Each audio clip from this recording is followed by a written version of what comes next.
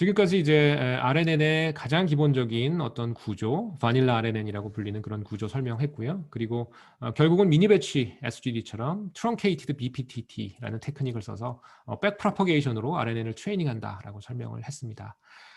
조금 이해를 돕기 위해서 구체적인 이그젬플 하나 들어보도록 하겠습니다. 랭귀지 모델링입니다. 랭귀지 모델링 또는 언어 모델링이라고 하는 것은 이제 우리가 다루고자 하는 특정 언어, 예를 들면 한국어를 머신러닝 측면에서 모델링 해주는 것이 됩니다. 이렇게 자연어를 다루는 기계학습의 한 분야를 Natural Language Processing 또는 NLP라고 이야기하고요. 인공지능, 머신러닝의 가장 대표적인 그런 응용 영역이기도 합니다. 그래서 이 NLP 측면에서 랭귀지 모델링은 아주 중요한 역할을 하고 있고요. 당연히 이제 다양한 NLP 태스크가 있는데요. 뭐 기계 번역도 있고, 뭐 텍스트 서머리제이션, 뭐 머신 리딩 많은 NLP 사례가 있는데 거기서 이제 어떤 언어를 만들어내야 되는 그런 경우들이 많이 있습니다. 그리고 뭐 내비게이션 같은 경우에도 뭐 좌회전 해주세요 할 때 이제 그 언어가 발화돼 가지고 음성으로 이제 제너레이션이 되는데 그때 그 음성을 만들어내기 위한 기본적인 텍스트가 있을 겁니다. 그것이 이제 한 사례가 되고요. 그래서 뭐 음성 인식, 기계 번역, 이미지 캡셔닝, 뭐 스펠링 커렉션, 뭐 많은 NLP 태스크에서 핵심적인 역할을 하는 것이 랭귀지 모델링이 되고요. 랭귀지 모델링에도 여러 가지 이제 뭐 그 구성 요소들이 있는데요. 그 중에서 조금 중요한 태스크들을 한번 살펴보도록 하겠습니다. 일단 가장 중요한 성질은 우리가 이게 언어를 다루다 보니까 본질적으로 굉장히 랜덤합니다. 우리가 뭐 지금 덥다라고 하는 표현을 여러 가지로 얘기할 수 있죠. 뭐 땀이 이제 난다, 뭐 덥다, 이 방 온도가 높다 여러 가지로 이야기할 수 있는데 마찬가지로 이제 언어 모델링이나 관련된 태스크들이 이제 태생적으로 굉장히 프로버블리스틱합니다. 그래서 언어 모델링에 많은 이제 태스크들 사례가 있을 수 있는데 그 중에 이제 중요한 것 중에 하나가 이런 거예요. 어떤 랭귀지가 있고 그 안에 어떤 문장이 있다면 그 문장이 얼마나 프로버블한지 확률을 어사인하는 이런 태스크가 있어요. 여기 뭐 문장은 아니고 구에 해당하는데요. 예를 들면 애플 앤 페어 샐러드라고 하는 것이 영어에서 등장할 확률 같은 걸 이제 계산한다라고 가정을 할 수 있겠습니다.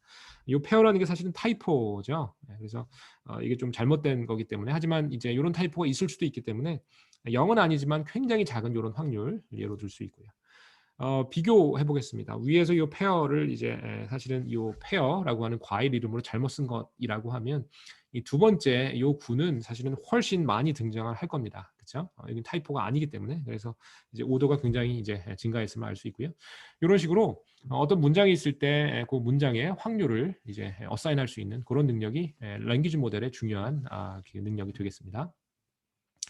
자, 그다음에 이제 뭐 결국은 같은 이야기인데 조금 다른 견지로 생각해 보면 이제 예를 들면 뭐 I am 라고 이야기하면 그 다음에 이제 어떤 워드가 나올지 이런 거를 예측하는 그런 것도 랭귀지 모델의 중요한 요구 조건이 됩니다.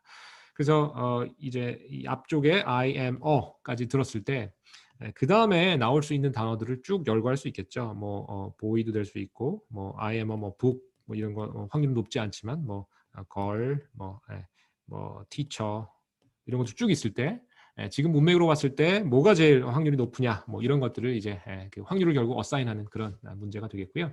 그래서 여기 next word 여태까지 주어진 워드를 쭉 보고 그 다음 단어가 무엇인지 예측하는 이것도 랭귀지 모델의 아주 중요한 그 능력입니다. 예를 들면 애플 앤드까지 듣고 그 다음에 페어라고 하는 것을 이제 들을 확률 당연히 낮죠. 왜냐하면 이 페어라는 게 타이포죠. 그래서 아래에 있는 애플 앤드까지 듣고 그 다음에 이 과일 페어라고 하는 것을 이제 들을 확률 훨씬 높게 됩니다. 그래서 이런 식으로 여러 쭉 단어를 듣고 그 다음 워드를 예측할 수 있다라고 하는 것 그것이 이제 랭귀지 모델링에서 중요한 태스크가 되고요. 이런 것을 이제 RNN을 써서 우리가 랭귀지 모델링을 한다면 할 수 있는 그런 태스크 중에 하나 이그젬플이 되겠습니다. 이런 랭귀지 모델이 매우 중요하다라고 이야기했고 RNN이라고 하는 뉴럴 네트워크를 이용한 랭귀지 모델링도 널리 이루어지고 있습니다. 그래서 트레이닝 데이터는 텍스트, 코퍼스 또는 그냥 코퍼스라고도 하고요. 코퍼스라고 하면 이제 방대한 양의 텍스트를 보통은 의미하게 됩니다. 그래서 텍스트 코퍼스라고 해도 좋고 아니면 코퍼스라고 해도 상관이 없습니다. 자, 첫 번째 스텝은 토크니제이션이라고 해서 컴파일러를 혹시 들은 수강생의 경우에는 이제 컴파일러도 제일 첫 단계에 이런 토큰으로 나누는 토크니제이션이 있죠. 소위 말하는 렉시컬 어널리시스라는 것을 해주게 되고 우리가 토큰의 단위는 정해줍니다. 워드 단위로 할 수도 있고 뭐 캐릭터 단위로 할 수도 있고 아니면 요새 서브워드 단위로 할 수도 있고 여러 가지 방식으로 토큰의 정의를 할 수 있고요. 어쨌든 가장 기본적인 처리 단위를 토큰이라고 하고 그런 토큰으로 입력을 나누어주는 그런 단계를 토크니제이션이라고 합니다. 그래서 인풋 센텐스가 있으면 예를 들면 아까 이제 만약에 영어를 만약에 처리하는 랭귀지 모델이다라고 했을 때 뭐 애플 앤 페어 샐러드 뭐 이런 얘기가 있었는데 그런 입력이 있다면 그 입력을 여러분의 vocabulary 즉 단어장이죠. 여러분이 정의하는 그 단어의 집합에 있는 그런 개별적인 단어 또는 토큰으로 바꿔주는 그런 작업을 뜻합니다. 자, 예를 들면 the pen is mightier than the sword라는 그런 문장이 있다라고 했을 때 이것을 우리가 워드 단위의 토크니제이션, 워드 레벨을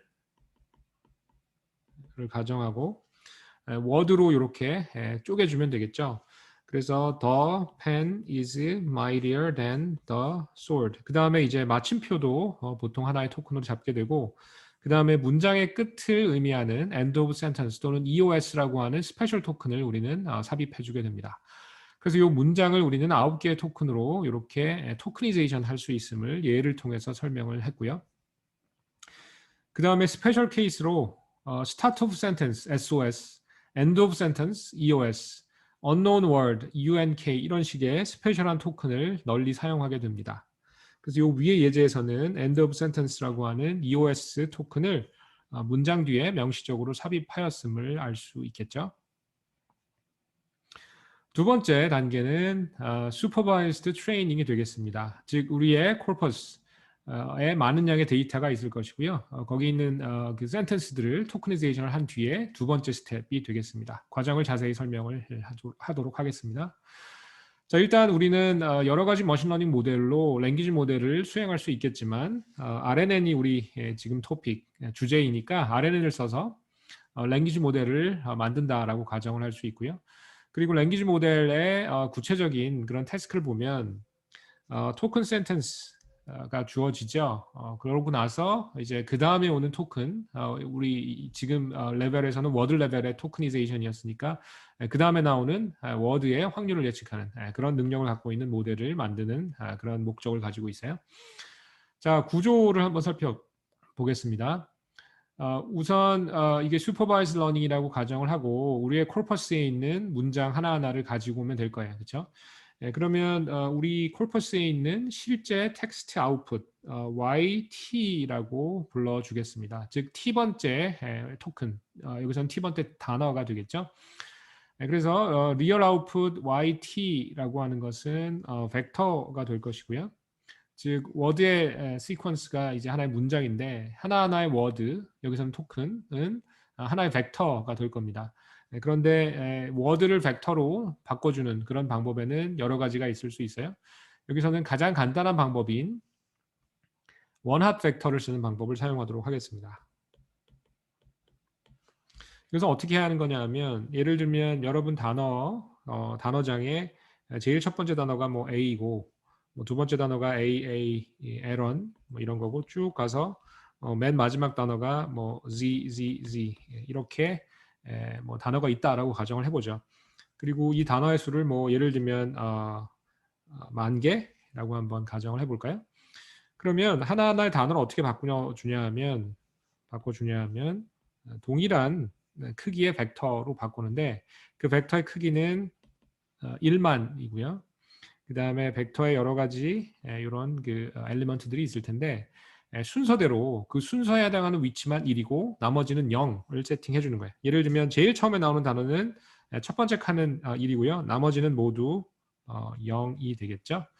그래서 하나만 1인 그런 원핫 벡터로 바꿔주게 됩니다. 마찬가지로 맨 마지막에 있는 단어 ZZZ 같은 경우에 길이는 역시 동일하게 만일 텐데 마지막 위치에 놓여있는 단어장에서 제일 마지막에 등장하는 단어이기 때문에 마지막 값은 0이고 나머지는 전부 0이 되겠죠. 그래서 이런 식으로 인코딩 해주는 것을 원핫 인코딩이라고 합니다. 그래서 원핫 인코딩 외에도 다양한 방법이 있을 수 있어요. 예를 들면 이제 우리가 NLP 수업을 듣게 되면 좀 자세히 배울 수 있겠지만 워드 임베딩이라는 방법도 있습니다. 그래서 이 워드 임베딩이라고 하는 거는 위쪽에 있는 원핫 인코딩이 굉장히 스파르스한 그런 벡터의 형태로 단어를 표현하게 되는데 반해서 이 워드 임베딩이라고 하는 것은 보통은 덴스한 벡터로 나타냅니다. 예를 들면 뭐 512차원의 이런 덴스 벡터로 나타내 주게 되고요. 그리고 한마디로 얘기하면 워드 임베딩은 워드를 벡터로 바꿔주는 그런 이제 그 태스크를 의미하게 되고 여러분이 가지고 있는 코퍼스에서 비슷한 의미를 갖는 비슷한 시멘틱스면 비슷한 위치에 매핑이 되도록 하는 즉 시멘틱스와 레프레젠테이션 사이에 연결고리를 주는 그런 방법이에요. 그래서 요새 널리 쓰이는 것이 이 워드 임베딩인데 우리는 지금 가장 기본적인 형태의 랭귀지 모델링을 가장 기본적인 형태의 RNN으로 하고 있기 때문에 그냥 간단한 요 원핫 인코딩을 사용한다라고 가정을 해주겠습니다. 장점은 단순하고 이해하기 좋다는 건데 단점은 일단 두 가지. 일단은 버케블러리 사이즈가 보통 크죠. 방금 이그젠플에서는 1만. 이것도 뭐 굉장히 심플하게 한 거지 실제로는 이제 훨씬 클 수 있습니다. 그리고 하나의 위치만 1이고 나머지는 다 0이기 때문에 굉장히 스파르스해지는 그런 이슈가 있습니다. 자, 그래서 어쨌든 그럼에도 불구하고 우리는 가장 간단한 예를 위해서 원핫 인코딩을 사용을 할 거예요. 자, 그래서 실제 우리의 정답은 원핫 인코딩으로 인코딩되어 있는 벡터다라고 가정을 해주세요.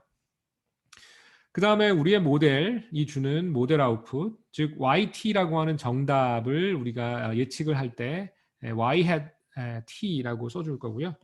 그래서 Y T를 추정해주는 제대로 트레이닝이 됐다면 이거와 유사한 값을 주는 모델 아웃풋을 우리는 Y T라고 할 것이고요.